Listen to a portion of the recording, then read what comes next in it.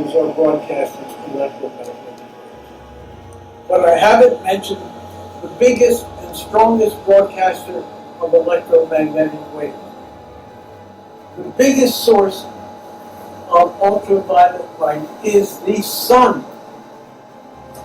The sun is why we need to have sunblock because of the ultraviolet waves. The ultraviolet light will hurt you. So we need to understand that we are working with far UV, which is safer for pets and people. Therefore, I have a big question to raise. And my big question is, why are the so-called authorities not even talking about ultraviolet light as a resource, as a tool, as a method of combating the issue? We can sterilize all the eating places. We can sterilize all the meeting places. Why aren't they talking about it?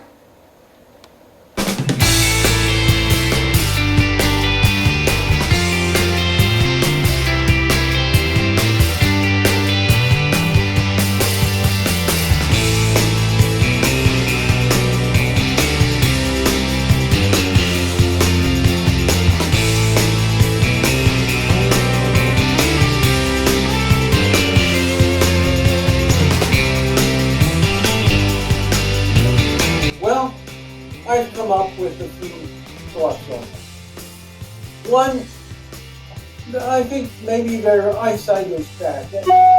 In other words, they have no vision. They can't see anything other than what they want to see. Another reason could be simply that they're stuck in what is known to psychologists as functional fixedness. You can never see a pliers as a wrench to loosen a bolt or nut.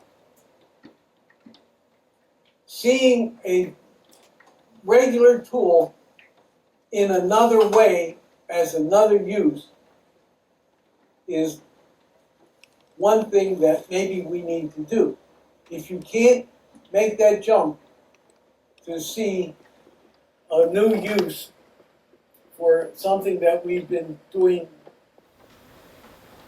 So I'm saying, why are they not talking about ultraviolet light as a significant tool and resource for ending this pandemic? And so, and I refer to them as corrupticians. That's a combination of corrupt politicians. Think of some more ideas of how to describe why and how the most valuable tool we could possibly have is not even being acknowledged.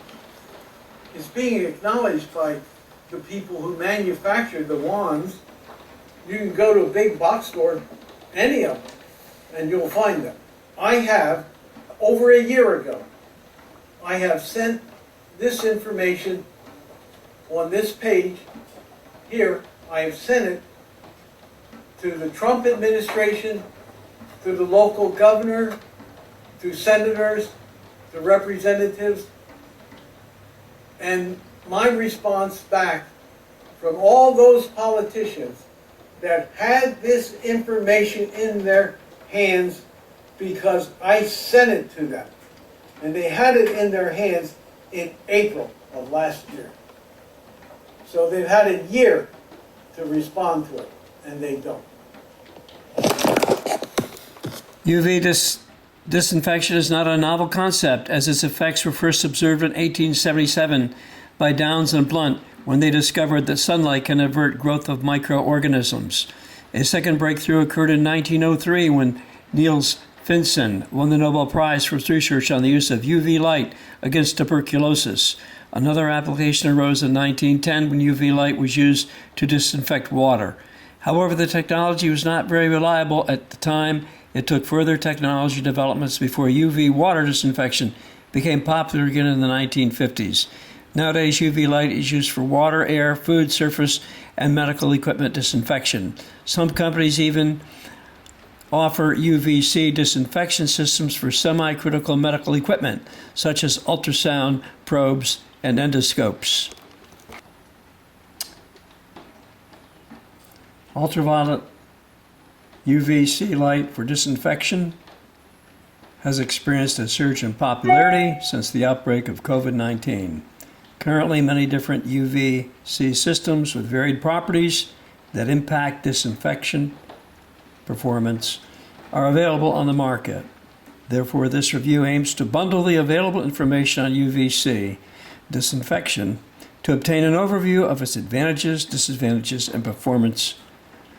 The main parameters of UVC disinfection are wavelength, dose, relative humidity, and temperature.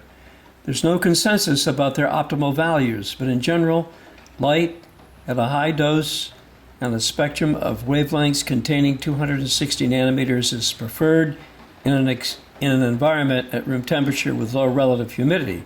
This light can be generated by mercury vapor, light-emitting diodes, pulse xenon, in the proximity of people. UVC disinfection system have promising features and the potential to improve the future. However, clarification surrounding the different parameters influence the technology's effectiveness in hospital environment are needed. Therefore, UVC disinfection should currently be considered for low-level rather than high-level disinfection. Although UVC disinfection is promising, clarification surrounding the different parameters influencing the technology's effectiveness in hospital environment are needed. In particular, the required dose to achieve a specified reduction in microbial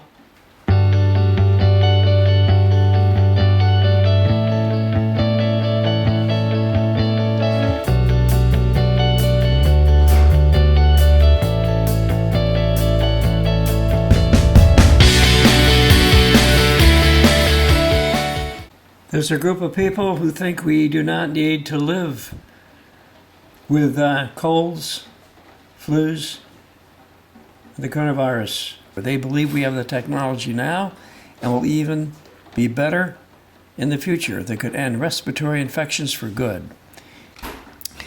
The hope among far UV's proponents is that a successful pilot like this, while potentially costing a few $1 million, could prove to businesses that it's in their interest to buy lamps for their conference rooms, their hospitals, their classrooms. If it works, far UV could reduce illnesses enough to make a real dent in absentee rate. And if far UV meets its promises, the reduction could be much more than 1%. Piper is already selling lamps to varied clients like school district in South Carolina and the University of Maryland. A good pilot could expand his customer base dramatically. All told, plans are out there to get things started. Big pilot supposedly would make UV lamps better. Startups are working on so-called solid-state UV lamps.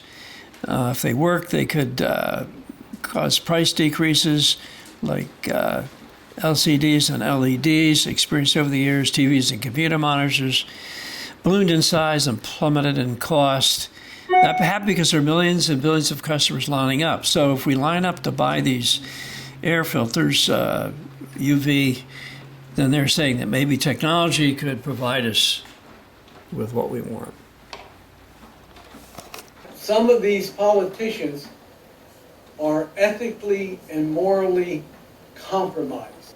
Big pharmacology will not let us go. They have us by the throat, and they will not let us go until we guarantee them trillions of dollars in profit. They don't want to talk about ultraviolet. They want to talk about expensive vaccines. I want to talk about using ultraviolet light to cleanse the whole area that we have to live in.